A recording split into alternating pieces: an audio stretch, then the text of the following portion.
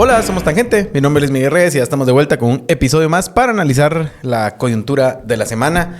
Ya hay temas de qué hablar y el tema es USAC, ¿verdad? Tenemos señales de parte de la Corte de Constitucionalidad para, pues, a ver si avalan el fraude de Walter Mazariegos o no. Y ya hay algo de información sobre eso. Para hablar sobre eso está conmigo aquí Javier Soria. Javier, ¿cómo estás?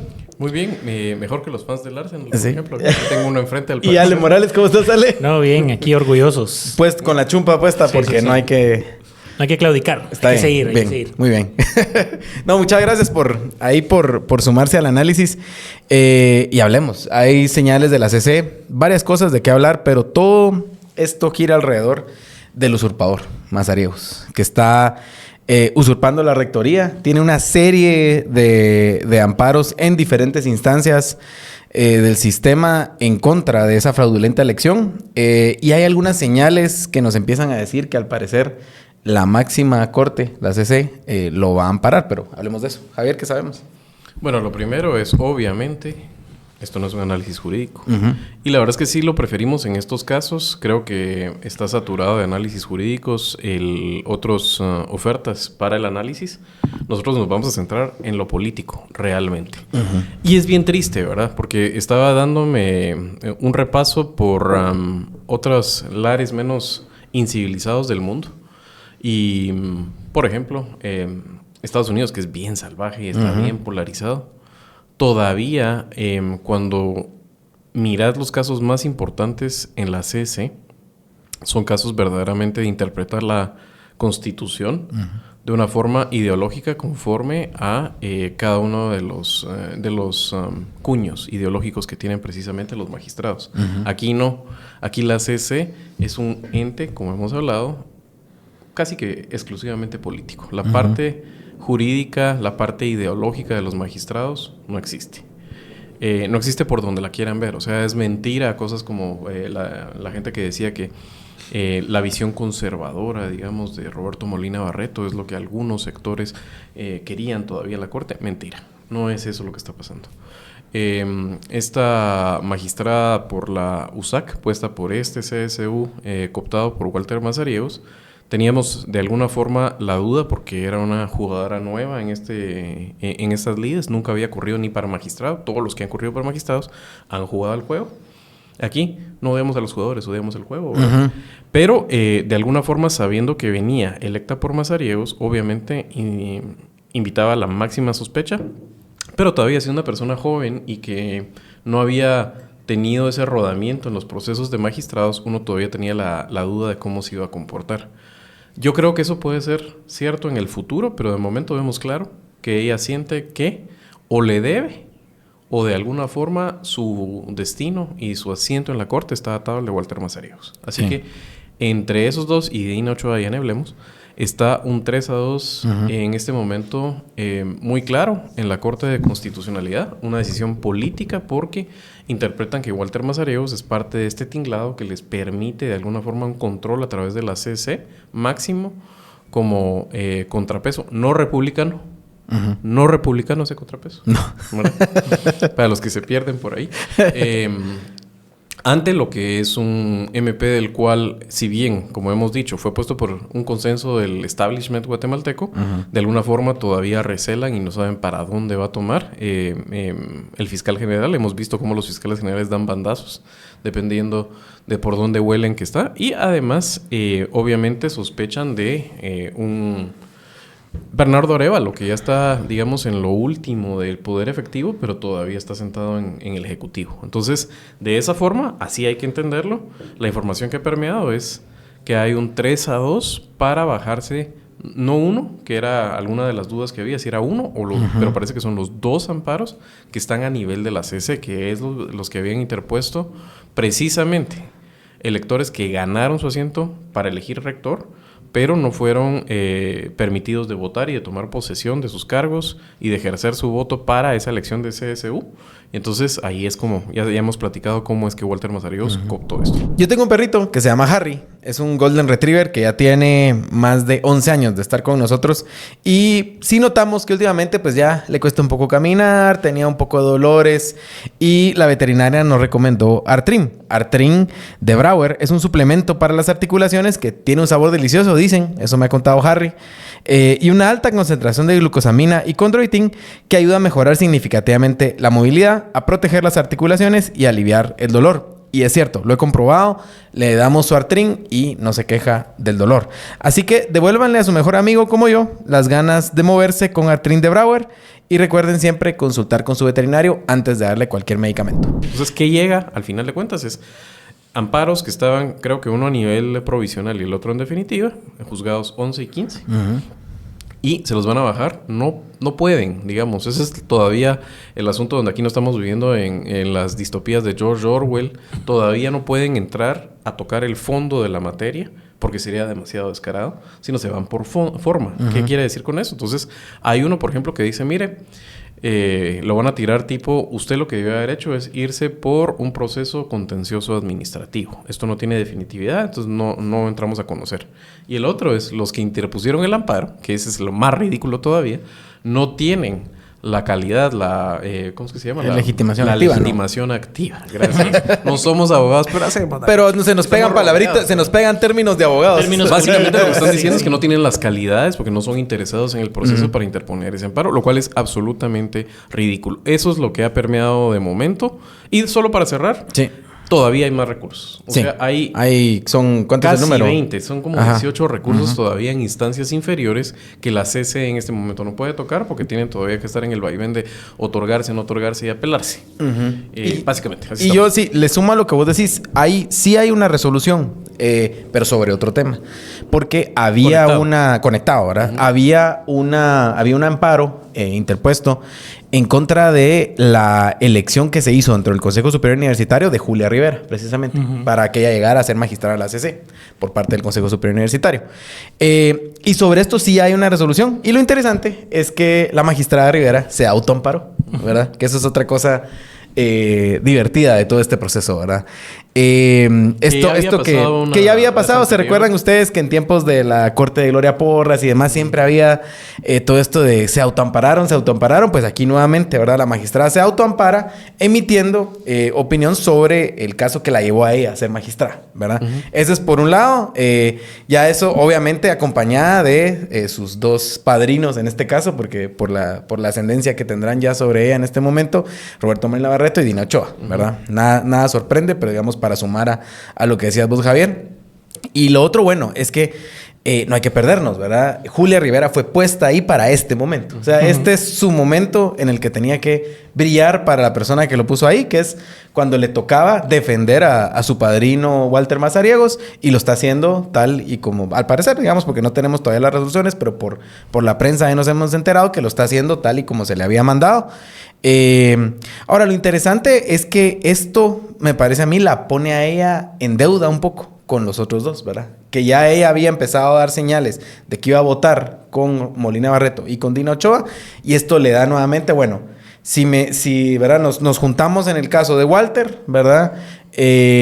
Seguramente vendrán otras decisiones muy relevantes para la Corte, como de siempre, y ya sabemos, pues, para qué lado está ella tirada, ¿verdad? En este clivaje que no es, como vos decías, no es político ideológico, no es jurídico, sino que es mafia no mafia, y en el mafia no mafia, Julia Rivera ya está del lado de la mafia. Así es, totalmente, Luis. Y qué importante recordar que la propia USAC y todo el mecanismo y todo el entramado desde el Consejo Superior Universitario, vemos, por ejemplo, hay varios grupos que estuvieron haciendo la lucha desde los procesos eleccionarios internos de la Universidad de San Carlos. Vemos, por ejemplo, el grupo de Jennifer de la Cruz, que forza a Henry Arriaga a una tercera ronda, filtraciones de chats donde habían catedráticos ofreciendo tesis, ofreciendo puntos, ofreciendo cursos a cambio de llevar X cantidad de estudiantes a las urnas. Ese es un elemento. Y del otro lado, el CSU con plazo vencido y cómo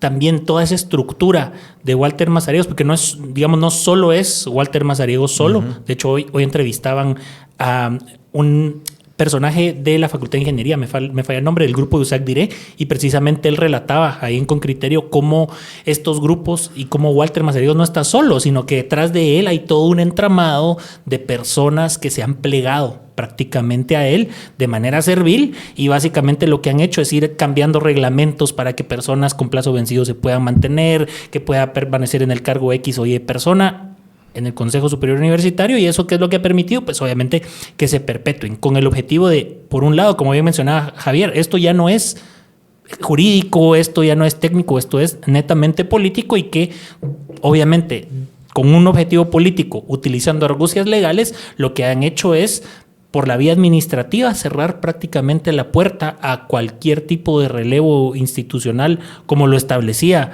la propia normativa universitaria, y pues lo que han hecho es que se han enquistado estos personajes. Ahora, a mí lo que me parece muy paradójico es que se vendía y se vende a Molina Barrett como este gran contrapeso. Ya no está el gran contrapeso republicano, pero queda Molina Barrett en la CC como este gran contrapeso republicano, y vemos que al final del día, pues yo no veo que tenga nada de republicano aferrarse y beneficiar a alguien que ha cometido crasamente y más claro que el agua un fraude electoral. Ahora, mucha, a mí lo que me parece, no sé si increíble es la palabra, pero digamos es el nivel de impermeabilidad que tiene esta gente. De Dina Ochoa, como decís, no hay mucho que hablar, ¿verdad? O sea, gira para donde va la mafia.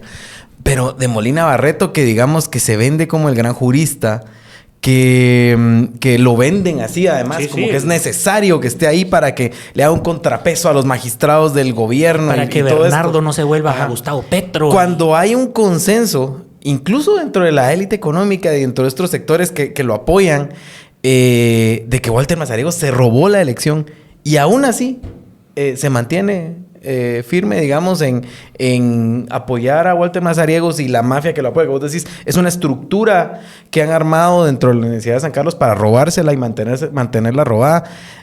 Increíble no es la palabra, pero sí, digamos, sorprende el nivel de impermeabilidad que tienen, ¿verdad? No les cala nada. Sí.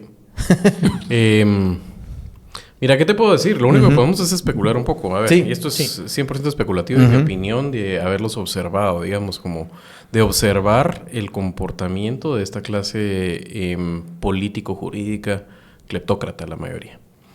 Yo creo que la más ideológica es Dina Ochoa, porque creo que ella sí tiene una interpretación del mundo en términos de buenos y malos, de vaqueros e indios, de Real Madrid y Barcelona. Y ella tiene claramente puesta una camiseta. Y todo lo demás es chairo, es obra de Satán.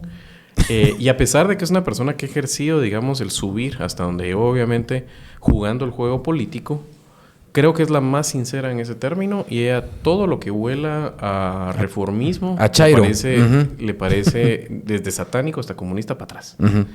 Te lo voy a decir, por ejemplo, hay personas que me han contado que cuando han tenido que procurar esos casitos que no deberían de subir a la CC, pero que sí suben a la CC, y son disputas de propiedades o son cositas así de pues, negocios, ¿verdad? O sea, asuntos de ese tipo que no deberían conocerse en la CC, y la CC las debería rechazar y decir, esto no tiene nada que ver constitucional. Ahí es donde hacen pisto los magistrados corruptos. Y lo que te dicen es, la que no pide pisto es Dina. Dina lo que hace es oler, aquí hay chairo, no hay chairo. Y de ahí se va. Los demás sí han sido unos mercaderes. O sea, te cuentan desde... Había un par, por ejemplo, que ya no están. Se imaginarán quiénes son. Que negociaban su ficha en combo y la forma de pagarles, por ejemplo, en cabezas de ganado. ¿Verdad? El magistrado ganadero. Por eso es que no quiere la ley antilavado. Y después tenías a otro, por ejemplo. Y este cuate era el que te decía, por ejemplo, te recomienda, mire, usted lo que debiera hacer para mejor representar su caso es asesorarse también de otros abogados, fortalecer su equipo. Y ahí es como meten para poder cobrar. Tienen su bufete. Entonces, ese señor, precisamente que acabas de hablar, Molina Barreto, a mí me parece que sí es bien sensible a la opinión pública. Yo las veces que lo he visto dar entrevistas en Emisoras Unidas, en Con Criterio, incluso en digamos, medios muy acomodaticios a el entrevistado que tienen cuando les conviene, como Canal Antiguo, por ejemplo. he visto a Molina Barreto como un tipo que no termina de entender el mundo alrededor y por qué lo odian tanto. Cuando él se entiende como parte de, incluso de una clase social y del sector que lo apoya, como por encima de cualquier juicio. Y que estos choleros vengan a subírseles las barbas y que a él, magistrado de la Grande Habla y con tantos años de experiencia, le vengan a cuestionar, no le gusta. Me recuerdo también el proceso en el que quedó por primera vez electa Consuelo Porras, que quedó muy mal calificado, porque es un tipo que no tiene la carrera para la tabla de gradación, más allá de haber sido magistrado para ahora. Nunca fue, digamos, de carrera, nunca tuvo ni producción intelectual, ni académica, ni tenía los títulos. Ofendido verdaderamente de cómo esos plebeyos choleros debajo lo habían calificado de esa forma. Reaccionó muy virulento y todo. ¿Se han preguntado por qué a veces cuesta tanto concretar proyectos o dar el siguiente paso profesional? Si a ustedes les ha pasado, yo sé que a mí sí. En Tangente sabemos que el éxito requiere estrategia, pero sobre todo el permiso interno para avanzar. Este mes de junio, Interlunio enfoca sus espacios en el padre y el propósito, dos temas muy importantes, reconociendo que el vínculo paterno es el impulso que abre las puertas al mundo. Quienes deseen vivir esta experiencia pueden asistir a los encuentros psicoterapéuticos basados en los enfoques integrativos para tratamiento del trauma histórico, los días martes 2, sábado 13 o jueves 18 de junio. Para la audiencia de Tangente hay un beneficio especial al mencionarlo. Pueden escribir al 3035 1503 o visitar www.interlunio.org. Lo que pasa, al final de cuentas, es que es un profesional de esto, es un negocio muy lucrativo y creo que está viendo los tiempos. Yo creo que de algunos de esos 20, y si se hace la presión, tendrían que resolverse como debe de resolverse cosas en el proceso guatemalteco que estamos viendo, en el cual el establishment, o sea, el consenso, va depurando a las caras más asquerosas del régimen. Y yo creo que políticamente el asunto de los USAC se tiene que ir resolviendo en uno de esos 20 amparos, de alguna de esas formas. Es lo que yo creo. Y creo que por ahí va a venir viviendo nada más los tiempos y sacándole y ordeñando un poco la situación política y todavía haciendo sus tanes. Precisamente creo que Roberto Molina Barreto, que es por mucho el más artero, el más astuto, el más calculador de esos tres magistrados. ¿Vos ves que alguno de estos 20 amparos no le encuentren la línea? Es lo que sí. Claro, pero digamos que sentís que podría pasar. Luchando. Pero porque creo que hay que seguir luchando. O sea, nosotros no tenemos que ser nuestros padres que lucharon un día. Nosotros tenemos que luchar todos los putos días. Entonces yo creo que ahorita, digamos, si se confirma lo que permea y es que se van a soplar por forma, no por fondo, estos dos amparos, no es de bajar los brazos, ni es de decir nada cambia, Guatemala siempre es la misma. No, mucha, esta babosada no es así. Los procesos cuestan un chingo y nadie nos va a regalar nada. Entonces hay que seguir peleándola, hay que sientan el calor esos magistrados que no son impermeables. Te digo, Dina es más conchuda, más dura, ¿verdad? Julia yo siento que debe tener miedo, verdaderamente miedo adentro del cuerpo. Y Roberto Molina Barreto, vaya que sí es sensible al escarnio. Lo vimos, o sea, él se enoja completamente el tema. Yo creo que está traumatizado todavía psicológicamente. Tiene una cicatriz, que no sé siquiera si es cicatriz ya sanada, pero una herida profunda por el ojo público, cómo estuvo sobre él en su proceso de reelección para esta corte. Y ahí tal vez ojalá viéramos a la gente de USAC Dire llevando su caso ante otros espacios de la sociedad civil, digamos, no de la ya convencida, sino de la que toca por convencer, para ver si eso hace que también se eleve el calor sobre los magistrados, porque, digamos, es la parte que en este escenario que vos planteas, en el que no está perdido todo y que se les podría llegar, ¿verdad? Lo que se necesita es que más gente alrededor de ellos, o la gente, digamos, a la que ellos sí voltean a ver, de repente se logre subir en esto, que sabemos, porque lo dicen en espacios, que saben que se robaron la USAC. Ese es el otro tema. Lo sabemos, ¿verdad? Incluso gente que te defiende a Molina Barreto como la idea de Molina Barreto. Te dice que se robaron la USAC. Si hablas cosas particulares donde Molina Barreto claramente ha hecho cochadas,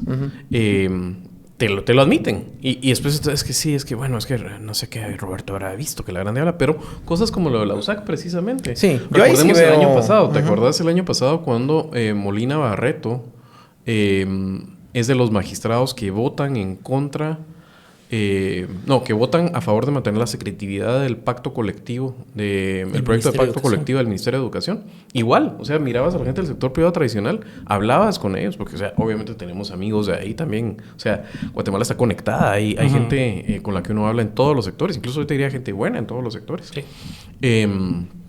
Y aunque son simpáticos al concepto de Molina Barreto como su magistrado, sí, te decían que eso era definitivamente una cosa indefendible, haber mantenido en secreto el pacto colectivo. Igual es con este tema. Entonces, creo que es como vos decís, es un tema todavía de que la sociedad, en este caso, funciona en esos mecanismos internos y que la presión se eleve. No, y creo que ahí muy importante algo que mencionaba Luismi, que definitivamente el grupo de USAC Diré, que creo que ahí el licenciado Aníbal ha hecho un gran trabajo desde lo jurídico, pero también el doctor Chan, Ada, Vinicio, ir también como buscando otros espacios más allá de los convencidos y de los aliados, sino también ir tocando puertas, ir tratando de generar canales de comunicación, tratando de construir puentes para que precisamente se den cuenta que, el grupo de USAC Diré no es ninguna especie de protocomunismo, extensión, porque se ha escuchado de todo también, ¿no? Que extensión de raíces, que extensión de semilla, que extensión del gobierno, no. O sea, es un grupo que genuinamente tiene el interés y el deseo de descooptar la universidad y evitar esa degradación institucional que está teniendo la U, porque la virtualidad no ha beneficiado absolutamente a nadie. Hay catedráticos, hay estudiantes que se quejan de que precisamente la universidad no está preparada para la virtualidad. Son muy pocos los catedráticos que están preparados o capacitados para poder impartir clases desde la virtualidad, y que también hay que recordar que las carreras como odontología, medicina, no son carreras que podés ejercer y que puedes estudiar desde la virtualidad. Ese es otro gran tema. Aquí el gran perdedor no solo es el país, sino que son sobre todo los estudiantes de la Universidad de San Carlos, porque hay que recordar que, nuevamente, es la única universidad pública del país, y creo que todo este tema de la captura, de la cooptación y del robo de la Universidad de San Carlos se explica perfectamente por producto del corporativismo institucional y del cual es víctima la Universidad de San Carlos. Tener sillas en tantos puestos de toma de decisiones, eso definitivamente se convierte en un incentivo directo para la cooptación y la captura de las instituciones, porque entonces luego ya viene Mazariegos y empieza a poner que a su representante ante la Junta Monetaria, que al representante ante la Conred, que al representante aquí, que al representante de allá, y entonces al final del día tenés a una persona sumamente ilegítima, y creo que lo vemos ahorita, ¿no? La universidad, de manera silenciosa, el Consejo Superior lanza la convocatoria para el proceso de los representantes de la USAC ante la Junta Monetaria. Y ahí es donde Javier mencionaba un punto muy importante. ¿Estará la gente de los bancos? Por ejemplo, a mí fue presidente de una de las cámaras, Germán Girón. ¿Se sentirá cómodo que la gente de los bancos se siente a la par del representante de Mazariegos en una junta, digamos, en las reuniones de Junta Monetaria? O sea, es que es inaudito, ¿no? Que esta gente diga, no, bueno, pero es que mejor nos acomodamos, no, es que mejor callemos. Mejor eso que un chairo, ¿va? Mejor eso que, exactamente, mejor eso que un, digamos, y al final es que es de risa, es que de verdad es absurdo. ¿Preferís al asaltante que te va a quitar el celular o al otro que te va a discutir un poco algunos temas técnicos? Alguien con quien no va a estar de acuerdo ideológicamente con vos, pero no es una persona plegada a intereses criminales como lo es la gente de Mazariegos. Y miren, a mí pocas cosas, digamos, nosotros que estamos todo el tiempo hablando de estos temas, uno tiende a volverse también, no sé, es un poco frío, o también como que te proteges un poco porque si no es abrumante, pero la lucha de la gente de USAC, diré, sí me ha tocado. O sea, es de las cosas que yo de verdad veo ahí, porque he escuchado entrevistas de profesores de ingeniería. La vez pasada con Criterio estaba acompañándolos y entrevistamos a un profesor matemático, ¿verdad? O sea, de política, nada, pero nos estaba contando, digamos, la lucha de dar clases presenciales los sábados por afuera del campus para poder acercarse a los alumnos, lo que se ha perdido en la virtualidad, que la virtualidad es uno de los efectos de la gestión de Walter Mazariegos, que en la pandemia mandó a la virtualidad Y desde entonces hay varias facultades que no han regresado y las que han regresado ha sido por presión de la gente adentro, ¿verdad? Entonces el grupo de USAC Dire es tan diverso y están formando a los profesionales del futuro, a los ingenieros, a los farmacéuticos, ¿no? También a los abogados, obviamente, ¿verdad? Pero digamos, hay toda una diversidad de gente que está siendo afectada por esto. Además de lo que vos decís, que la USAC tiene todas estas sillas en diferentes espacios del entramado institucional del país, pero todos estamos afectados, pero acérquense, digamos, a la audiencia. Tal vez yo sé que la audiencia está muy sensibilizada con este tema, la audiencia tangente, pero si no lo han visto, acérquense a ver las entrevistas que hemos hecho aquí y en otros medios con la gente de USAC Dire y se van a dar cuenta quiénes son, ¿verdad? Y la lucha que están haciendo. Y yo creo que ahí no toca nada más que acuerpar. O sea, esta debería ser una lucha nacional y por eso llevar esto a otras instancias que sientan la presión de la necesidad que hay de rescatar a la USAC. Lo que acabas de decir es precisamente la razón por la cual nos tiene que importar a todos. Ale lo empezó diciendo, la USAC está metida en absolutamente todo, no recibe, ese es un tema aparte, pero digamos, tiene el candado constitucional, el cual debería tener un estipendio del 5% del presupuesto todos los años. Es un chingo de pisto, 1 de cada 20 quetzales se iría a la USAC, si así estuviera. Creo que necesitamos amplias reformas, más allá de sacar además de la academia la política que ha politizado la academia, necesitamos otro tipo de reformas, también delimitar y discutir el tema de qué es autonomía. Recordemos esa discusión para intervenir la USAC que hubo en el Pleno del Congreso. Eran verdaderamente algunas interpretaciones infantiles, estúpidas y patéticas de lo que es la autonomía universitaria, de parte de aliados de la causa, digamos. Sí, de parte de diputados y algunos que no son los peores diputados que pululan por ahí, otros sí. Entonces creo que esas son las razones por las cuales tenemos que pelear y pelear duro. Y esto también convoca, me parece, al Ejecutivo.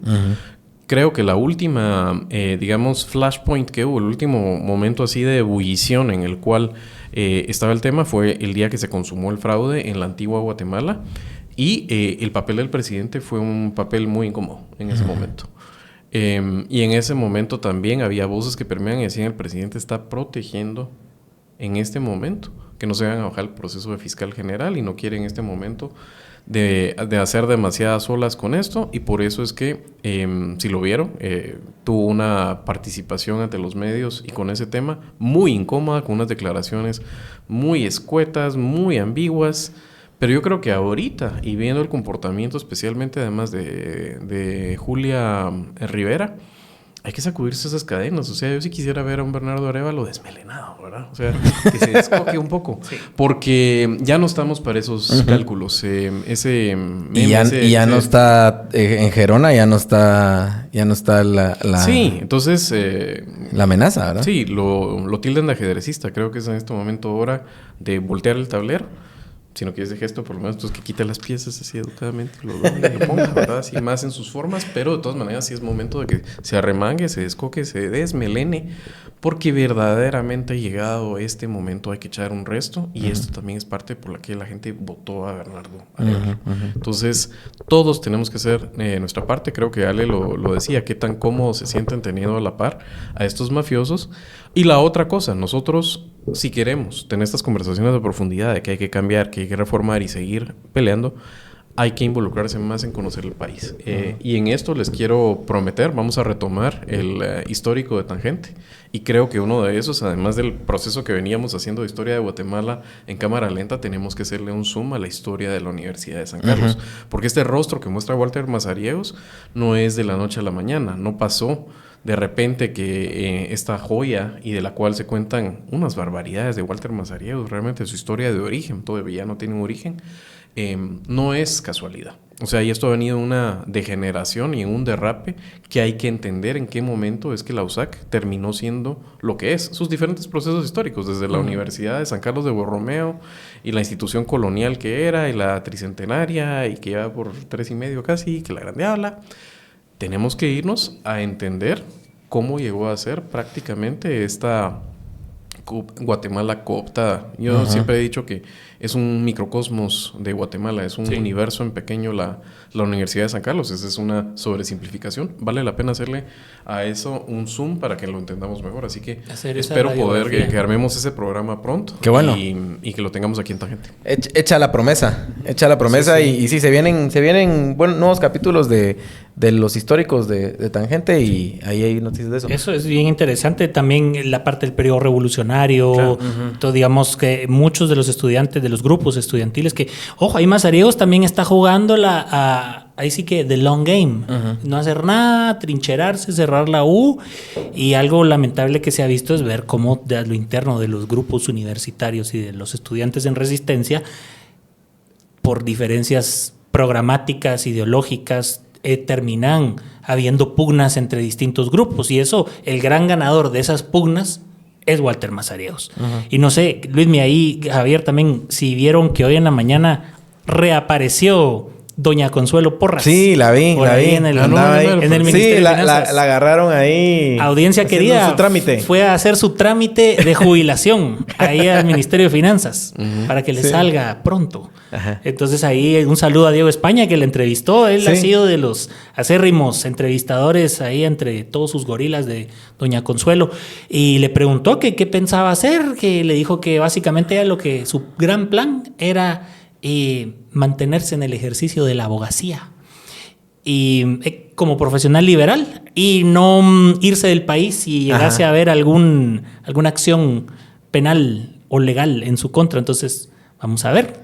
Sí, eso dijo, ¿no? Es un clip corto, pero ahí van a buscarlo porque es interesante. ¿Profesional liberal dijo? Dijo el ejercicio se va a dedicar a la abogacía, sí, al ejercicio profesional de la abogacía. A ver si eso le cumple, le junta para la siguiente comisión de postulación. Y que no se va, ¿verdad? Porque sabemos que no tiene muchos lugares a donde irse.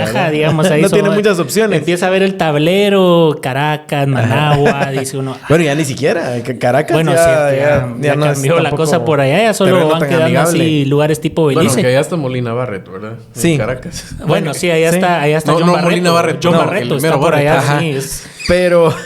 y la ley antilavado también, jóvenes, que estamos ahorita en las vísperas ya. Sí. Se supone que ahorita a las 2 el Pleno del Congreso de la República tendría que tener ya... Depende de la hora que ustedes estén viendo esto. Ya de repente habrán noticias. Parece que va, ¿verdad? Que la van a aprobar. Ahora, lo que toca ver después es hacer un análisis sobre si con eso convencemos a la Gafi, ¿verdad? De que y nos saquen de la lista gris que estamos, ¿verdad? Y podemos pasar... Si estaríamos el examen. Y que podamos pasar ese examen, ¿verdad? Que es una serie de cosas porque tiene que ver primero con la aprobación de la ley, ver el contenido de esa ley, ver cómo quedó. Y luego también la implementación de la ley, que tiene que hacer una serie de evaluaciones para ver si nos salvamos, ¿verdad? No, y creo ahí, Luis y Javier, que la discusión en el Congreso y en las diferentes instancias, tanto en la Comisión de Economía, y ahí hay de todo, ¿no? Porque se sientan los diputados técnicos como los diputados leguleyos y los rudos que buscan mantener, porque... Hay que hablar lo que es. Le tienen un pavor al tema antilavado. Bien lo mencionaste. El tema de las cabezas de ganado. Todos esos temas generan escozor. Ahí se dieron color los que les sale roncha cuando se menciona ley antilavado, ¿verdad? No, ahí se dieron color. Que por cierto que la otra persona que salió en medio de este tema de la ley antilavado es Sandra Torres, ¿verdad? O sea, Sandra Torres sintió la presión absoluta que le pusieron.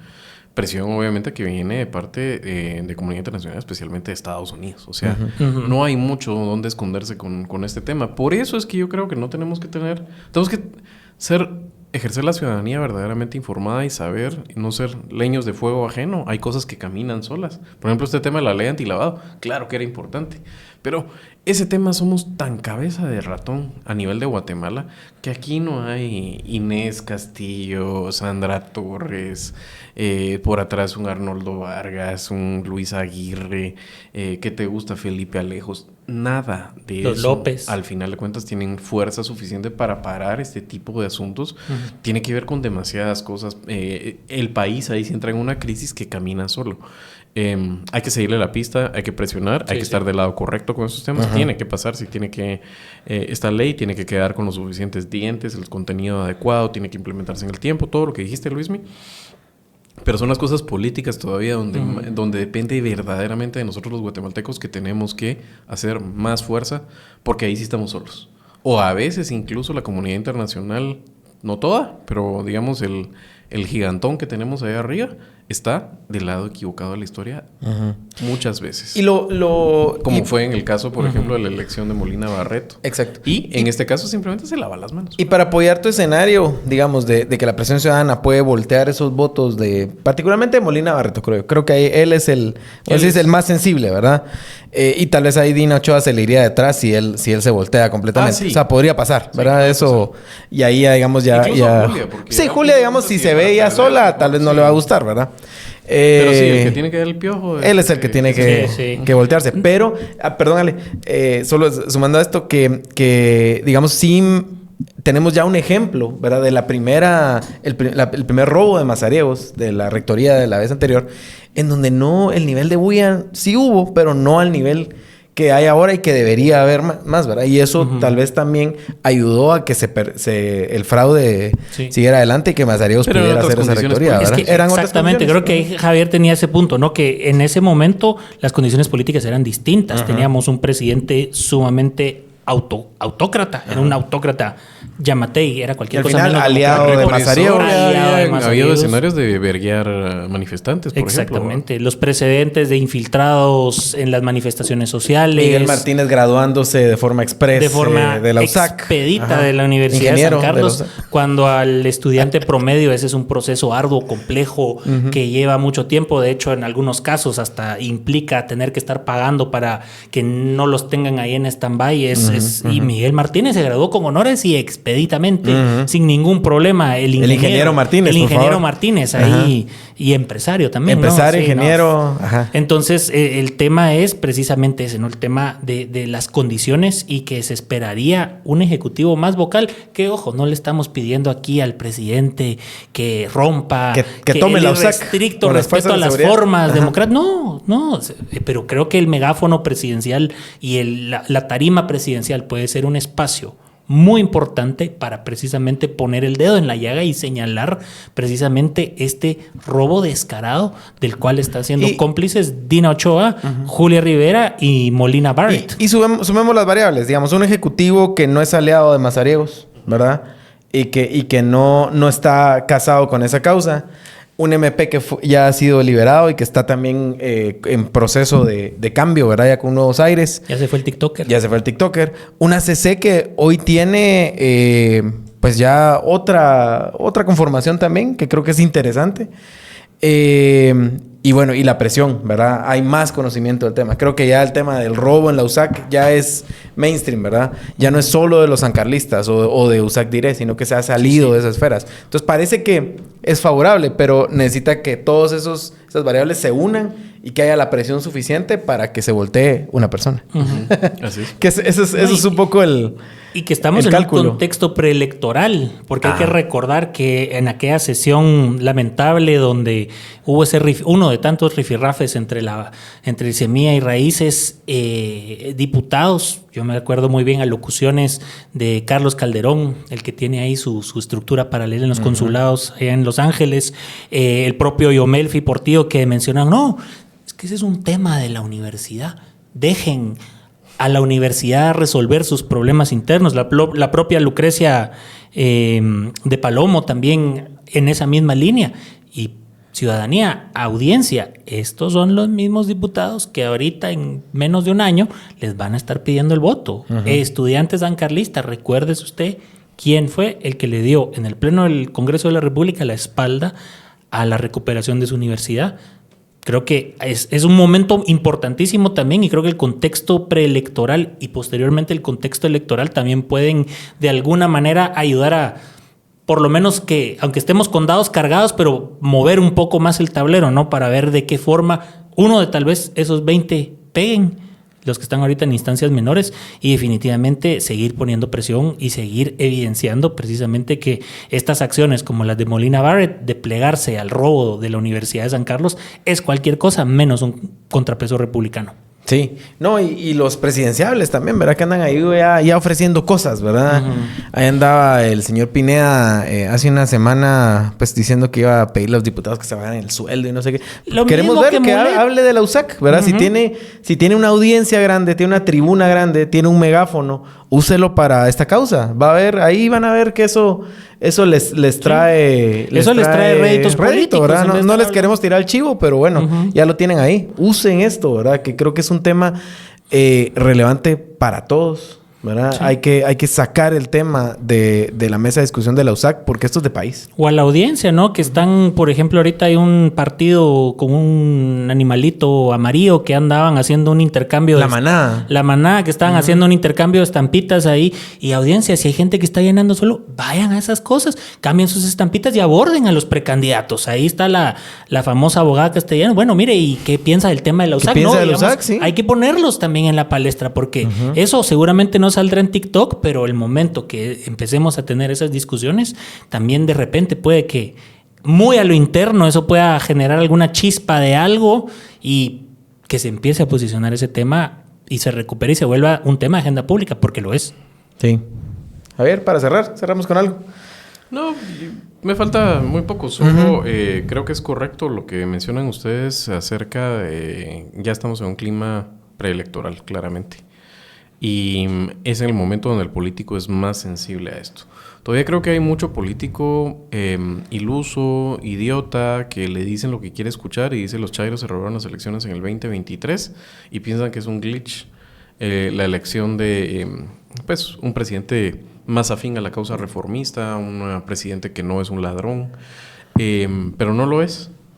Y eso no está garantizado que el próximo resultado sea bueno. Ni siquiera veo yo un candidato bueno, te diría yo, con la causa reformista. Simpático a todavía a los que ya se han tirado. Pero creo que sí va a haber un electorado pendiente y tomando nota absolutamente de quienes se rodean. Ya aplica para todos. Muy bonito poder hablar a Roberto Arzú, pero miremos qué joyerío el que está coleccionando cabal. Carlos Pineda, hablando de un tema, no nos dejemos engañar, ¿verdad? Claro, es la forma como se subieron el salario los diputados es ofensiva, pero verdaderamente esa cosa ni pesa en el presupuesto. Ahí no están el pisto que se roban, no están esos 60 y tantos mil que ganan al mes.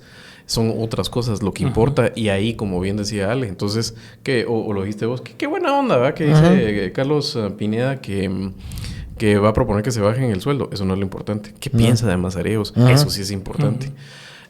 Así que ese es el momento donde más poder tenemos si verdaderamente nos comportamos como ciudadanos. Y yo creo que, especialmente, obviamente me dirijo a la audiencia de Tangente, tiene que tener un rol en ese sentido y un peso más importante, porque son ustedes de los que le prestan atención a lo que está pasando y ayudan después a orientar a quienes tienen alrededor. Así que ejerza usted su responsabilidad también en ese sentido. No es nada más un voto. No es que qué hueva, es que nada cambia, es que no voy a votar. No, nada lo regala. A pelear. Y no como nuestros padres, que lucharon un día. Aquí se lucha.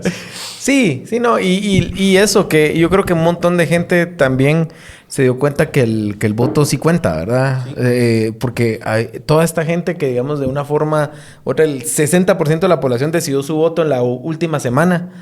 Y eso dice muchísimo, pues no solo del desencanto que había, pero que también cómo empezó a crecer esa fiebre por una fuerza que vos decís era más reformista o cercana al reformismo, que no venía acompañada de todo ese grupo de los de siempre, ¿verdad? Y que de una u otra forma, pues sí nos ha dejado, digamos, creo yo, un camino mejor del que teníamos, aunque aquí hemos tenido nuestros cuestionamientos y nuestras dudas respecto a por supuesto, algunas cosas, y las vamos a tener y las vamos a seguir diciendo, pero también sería muy deshonesto venir y decir claro, es igual a los anteriores, o no hay una o decir que nos dejaron un peor país del que traíamos, ¿no? Si veníamos del gobierno de Yamatei y por eso es que decimos que tiene que dar un paso adelante con lo de Mazareos, ¿verdad? O sea, obviamente uno sabe el gobierno de Arévalo y ese lado, cómo estaba frente a Consuelo Porras, cómo se posicionó frente a Molina Barreto, y Dina Ochoa, cómo se posicionó, por ejemplo, la lucha que lleva en el Ministerio de Educación contra Joviel Acevedo.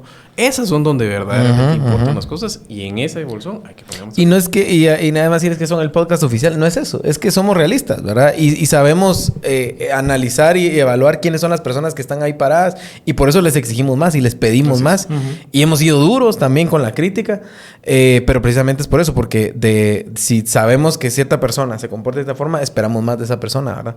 Ale, para cerrar. Para cerrar, creo que importante es mantener precisamente ese foco en el tema de la Universidad de San Carlos. Hay que recordar que Walter Mazareos es un usurpador, no es el rector de la Universidad de San Carlos. Es lamentable que, pues de Dina Ochoa no espero nada, pero sí es lamentable que el supuesto contrapeso republicano de Molina Barrett esté avalando y esté del lado de un fraude. Por mucho, como había mencionado Javier, por mucho que sea de forma, a fondo, pero estás siendo cómplice de un fraude electoral al final del día. Creo que ese es el punto clave. Creo que también importante resaltar que también se respiran vientos de cambio. Vemos que hoy hubo una vista pública en la CC donde periodistas estaban pues básicamente argumentando en contra de esta petición del Ministerio Público de reactivar el caso, digamos, ese terrible legado de Consuelo Porras de la criminalización. Creo que hay luces de cambio, aunque sea muy mínimo, pero hay luces de cambio, hay cosas que se pueden seguir haciendo. Tener estas discusiones es muy importante. El tema de la ley antilavado, creo que a la audiencia es muy importante hacerle ver esto.